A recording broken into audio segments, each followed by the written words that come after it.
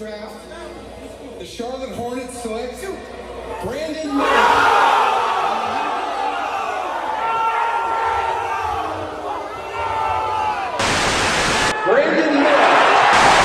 Michael Jordan, you've owned the Hornets, the Bobcats, since I've been a fan, man.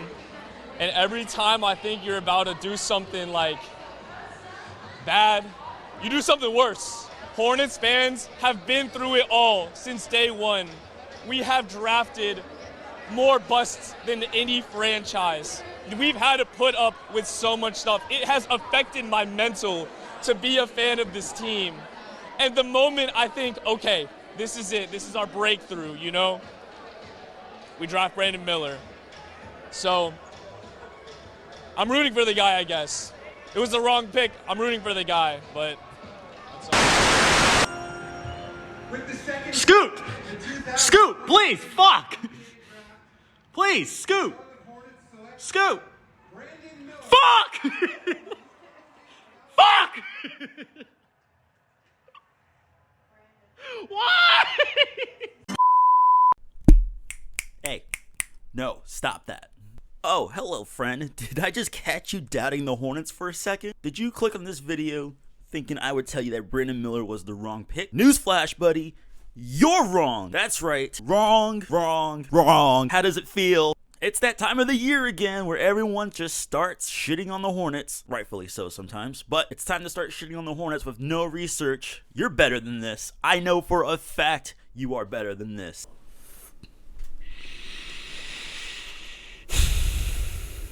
We need to talk. Receiving the number 2 overall pick when the number 1 pick is supposed to be a generational pick, there's only one way to describe it best, okay? It's like winning $1 million, right? But the person after you wins $1 billion. We're the Hornets were always the bridesmaid, never the bride. We can date this back since the end of time. In '92, we lost out on Shaq, okay? 2004, it was Dwight Howard. 2012, Anthony Davis. All times, we had the number 2 overall pick. Whenever all of social media starts to act like this, I'm talking YouTube, Instagram, Twitter, most of the time they are never right about the Hornets. While I say all of that, let me be very clear. There is no such thing as a casual Hornets fan. This Hornets fans' reaction isn't because they hate the kid. Hell, most of these people have never seen him play. It's because this fan base wanted Scoot and the organization did the complete opposites, and they've gotten it wrong so many times, and we are just tired. Or have they gotten it wrong? Most fans just go with whatever the national consensus is. I saw this tweet right here. This tweet with 12,000 likes, and it's talking about the Hornets draft history. And it says, I cannot believe these were top 10 picks in 4 consecutive drafts. The thing about the Hornets is that we don't develop talent, but don't ever knock us for drafting these talented players. That's not the problem. I want to put this out there. This is all from the previous GM, okay? But the Hornets are not a reputable enough franchise for people to consider all those factors, and they assume this is the norm. And this isn't even bad, okay? You want to know how I know you weren't there at the time? At least 2 of these picks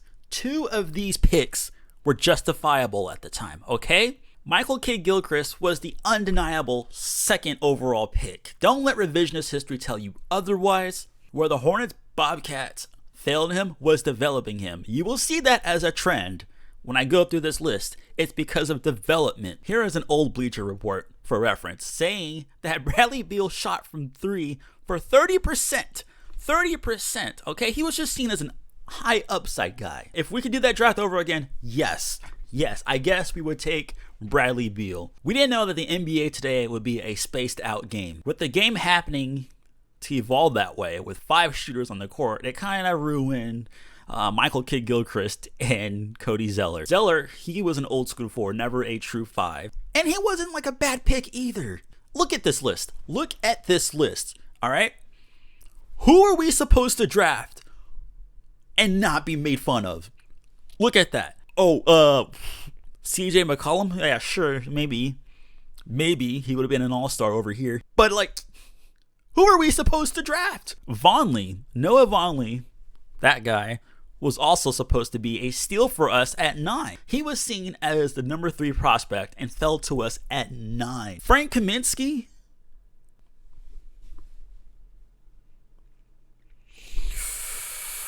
Yeah, I've got nothing for Frank Kaminsky. That was just a bad pick. All right, you got me. The reason why you are wrong, I am wrong, and the national media is wrong is because they cannot draft or scout better than paid scouts. They have been doing this the entire year, and most of them agreed in this draft order. Just because you watched a couple G League clips or games, shout out to you if you did that, doesn't make you a better scout. And because of all of these headlines and reactions, now we got some of these Hornets fans acting like we lost the season already when the draft wasn't even over yet.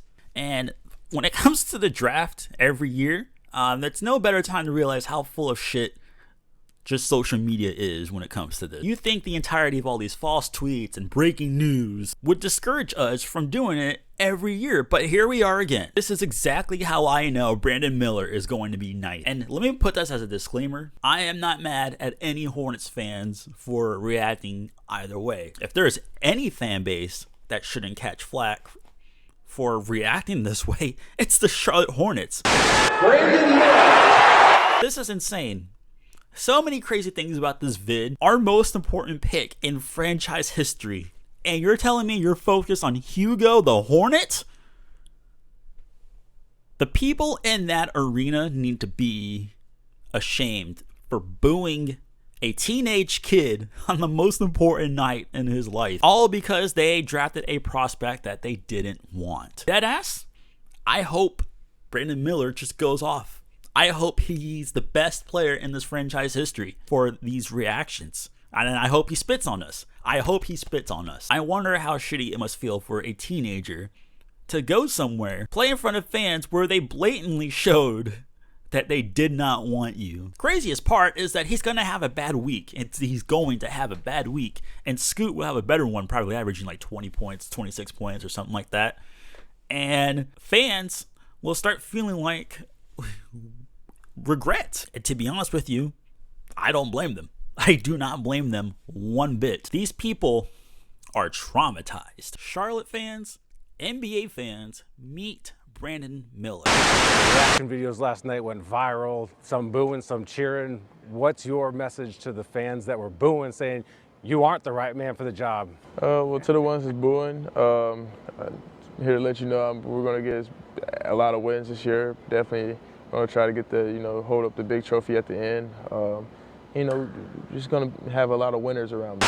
Miller was the best freshman in the nation last season, and he will provide elite scoring for LaMelo Ball. He has great ball skills, at his height, and can play on and off the ball. Great addition to Charlotte, who desperately needs scoring from their wings. He mentions Paul George as his GOAT, and I loved that. You can tell he models his game after PG in similar ways, especially on the defense. I think his rookie year will be such a learning curve. It mostly is for natural scorers. I like to think of your Andrew Wiggins, your Devin Bookers, who just didn't quite put together until after the All-Star break of their rookie year, but his game should translate well in the NBA. When it comes to prospects, when it comes to evaluating players, you have to take in consideration their floor and their ceiling. And you have to be honest with yourself and say you're willing to live with both. I see his floor being a Wesley Johnson mold. To my Syracuse fans out there, you remember Wesley Johnson. Timberwolves fans, you remember Wesley Johnson in 2010. For all of you who don't know, he ended up being a serviceable wing, provided great offense and some great defense too. As a role player, lasted about 10 years, just about 10 years, if not more. Provided good 3-ball and defense. Now his ceiling, that's where we get carried away. I don't blame it one bit, and I see it too. Brandon Ingram.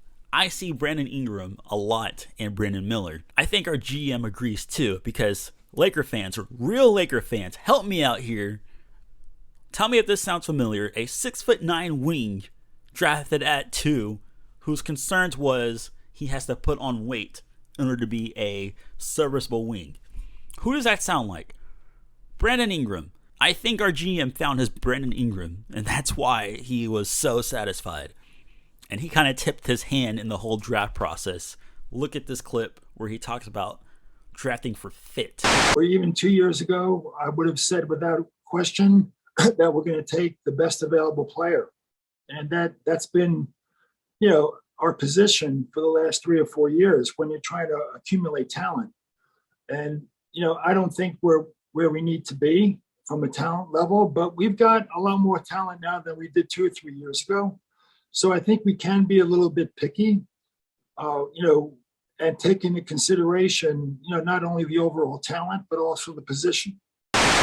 And Brandon Miller has already won me over with his quotes. I see the Charlotte Hornets in the NBA Finals next year. Sold! Sold! And then let's get into the later pick. Nick Smith Jr. Earlier in 2022, he was projected as the number 3 overall pick. And a couple of injuries happened. At number 27, I think we got a steal. High upside, elite touch, good handles too. And I feel like we drafted him off of his Peach Jam Peach Jam roster highlights. And I don't blame Charlotte one bit. I would take it. We missed out on Cam Whitmore. Why not? I will be talking about how they match up with the rest of the prospects on this team. But this draft was a great draft for the Hornets. I really feel like we left with a lot. Hornets fans, I know times look tough, but I promise you, we got a good one. NBA fans, if you're watching me being miserable, how dare you? But I'm here to tell you, the Hornets are looking pretty good right now. This is before free agency, so a myriad of things can happen. But the future is looking bright. Michael Jordan is no longer the majority owner of this team. If you really feel some type of way about him, just know he is no longer the majority owner. He's still part of the team, but because the draft was his last event. The new ownership is taking over. The future is looking bright. I will be coming up with more videos about the prospects on the team, how Brandon Miller and Nick Smith rack and stack against them. Hornets fans, calm down. Everything is going to be all right. For once in my life, I'm feeling optimism about this team. To all of my basketball fans out there, get the word out that the Hornets are on to something. Forget this narrative that they messed up on the draft like they always do. That's what the media is pushing out, is that we fumble drafts all the time. Might be true to an extent, but we don't mess up the drafts. We mess up developing, and I think we've developed great players under this GM, okay? You will be fine. But that's all I have to say. See ya. Dude, What's going on? can you palm a ball yet? Of course, I was palming the ball like a couple of days ago. Well, welcome, man. I'm looking forward to seeing you play, man. Thank you. And I know you've been talking to Melo already, haven't you? Yeah, he was texting me right when I was sitting at the table. All right, man. Well, look, you know what? You know what happens now, right? You gotta get to work, dude. You gotta Straight get to work. All right, man. I'm very proud, very happy to have you, man. Thank you. All right, my brother.